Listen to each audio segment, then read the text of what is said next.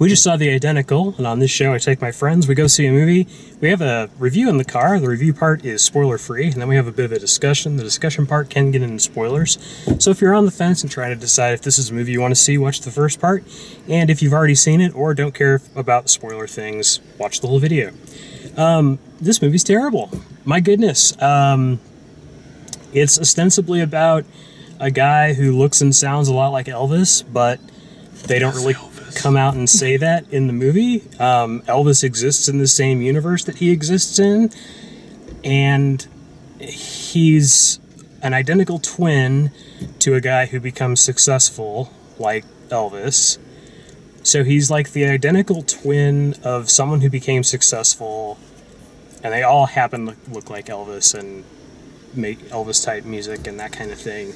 The movie really doesn't have much of a point to it. It just sort of jumps like 7 years every couple minutes. And the actor basically looks exactly the same. Like once he starts looking like Elvis, like once the actor that plays the main character is established, that's what he looks like when he's 18. That's what he looks like when he's 40. Like he's a kid and then it jumps 10 years in the future. And that's how he looks. And that's how he looks the rest of the movie. Yeah. Like, they put a goofy wig on him in the 70s, and they put, like, other stuff on him later. Beard. I don't get it. I don't know how anyone would like this movie. Like, they didn't... It's not about an actual, person. So, none of the music is music that you've heard before, and it's not really all that good. Like, the lyrics of the songs are terrible. And I don't understand. I don't get it. Like, I would say, like, if you're in the mood for a movie like this, go see Get On Up. Go see Jersey Boys, for that matter. Both of those are much better done, and they're actually, they are actually biopics. But this just is a what if, is like, the lead actor can't do anything except look like Elvis. He really doesn't have a big range outside of that. And Ray Liotta is just, he's doing his best. Ashley Judd's doing her best. Seth Green, who gets top billing on this poster for some reason, is in like 5 minutes of this movie.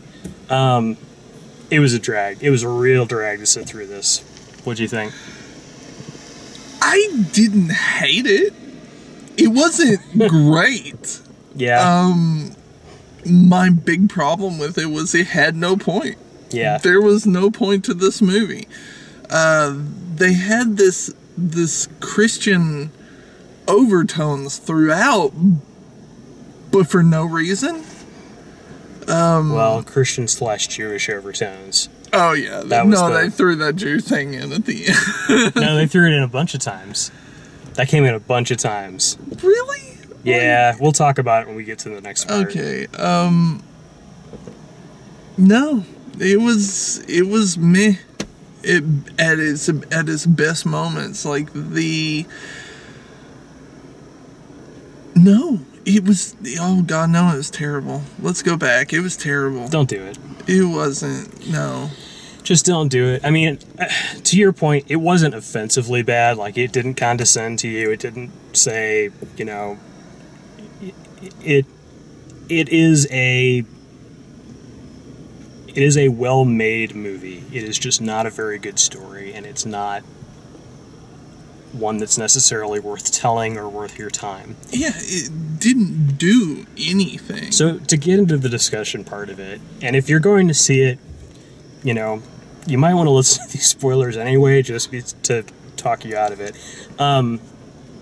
But to your point about the Christian overtones and all that, so Ray Liotta's character is a preacher, and there's 4, I think, points where they make a big deal about how the Christians and the Jews are on the same side, which is he gives a sermon where, or there's a scene where the first time... The tent revival.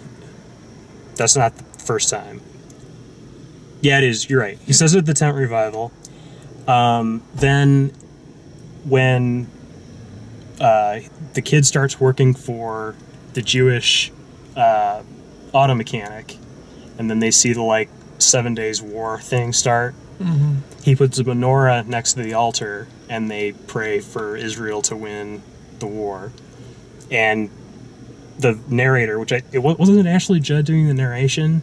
No, it was his wife. His wife. Okay. Jenny. The character's wife in the movie. Then there was the so there was those three things, and then they pointed out that his mother was actually Jewish. Yeah. Because his mother was Jewish and his dad was, I think, Catholic, probably. Christian, if anything, but definitely some Christian denomination.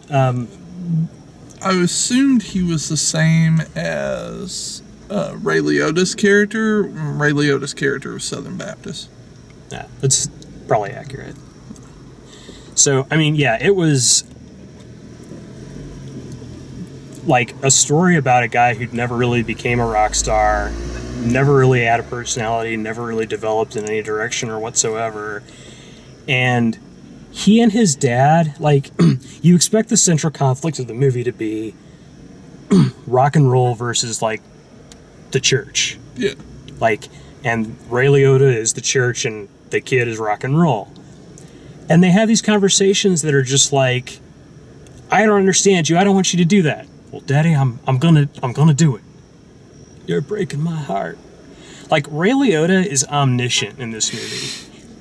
In the Tent Revival, he's talking about how, like, you know, he's talking about, like, integration at a time when there's no Southern Baptist talking about integration. Oh, yeah. And then later, when he picks him up from the, what do they call it, the speakeasy or the place that the like dance hall out in the middle of nowhere that they go to. Oh god, I forget what it's called. Yeah. But they go out there and it's mostly a black like dance club, and he takes his date out there and all that kind of stuff. And Ray Liotta is taking him out and telling him like, I didn't do anything wrong, and you know, there's nothing wrong with these people and all of that. And Ray Liotta's like, I know, son, but this isn't your fight. This isn't your fight yet. Yeah. I gave the greatest sermon I'm ever going to give today. How do you know? Like, no one talks like that because no one knows, like, everything about their life. It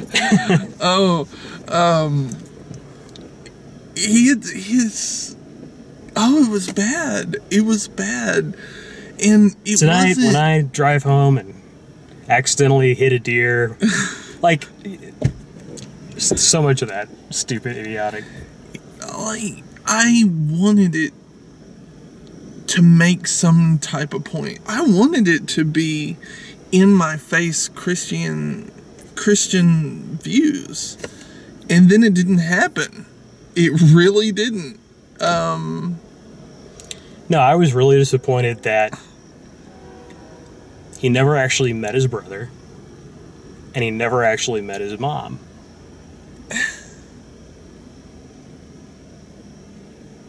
It doesn't count that they didn't know. Like, that they were kind of in the same room together. I was like, he sang to her, but you know, they didn't mention that. Like, he said, the wife in the overarching narrative, yeah, she mentioned that he felt like part of him died that day when she died. Right. Why didn't he mention anything about it? Like, all these years later, you know, it all could have been saved with one scene where he was like, I felt like I knew her my entire life, or something like that. He did have. There was plenty of that going on, though. There's plenty of those, like, you were meant for something. This is what your dream is, or my dream is, or. I can see into him. I can see what his next dance move's going to be, and all that. Oh, yeah, exactly. You know, it could have been so good. Yeah.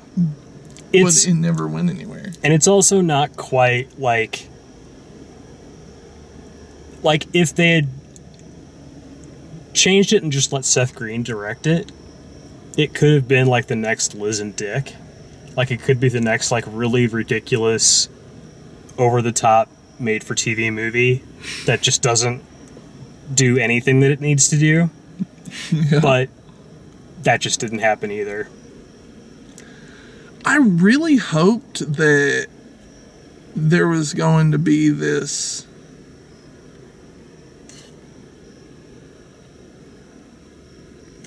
emotional moment. This emotional moment where Ray Liotta and him were going to have this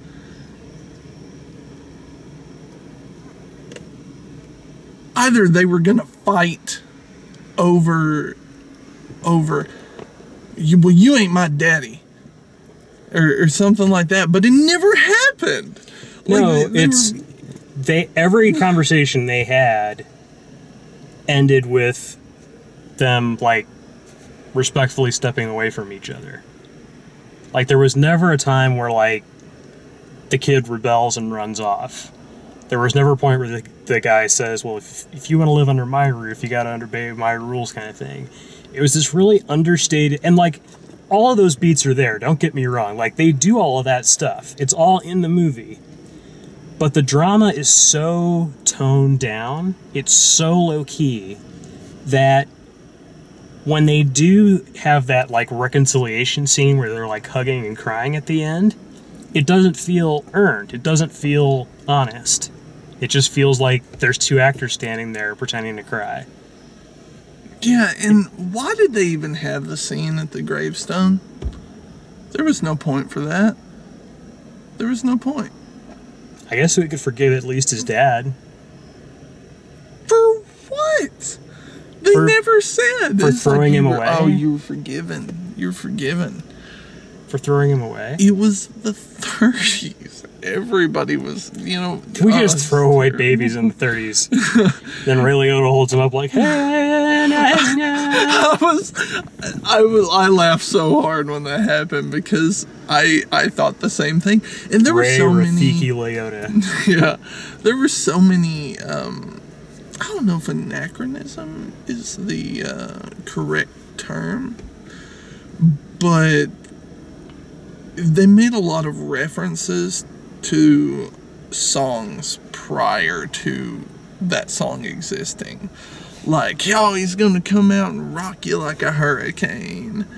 Yeah. And I'm like, really? Really, are you gonna insinuate that he did rock you like a hurricane before it existed?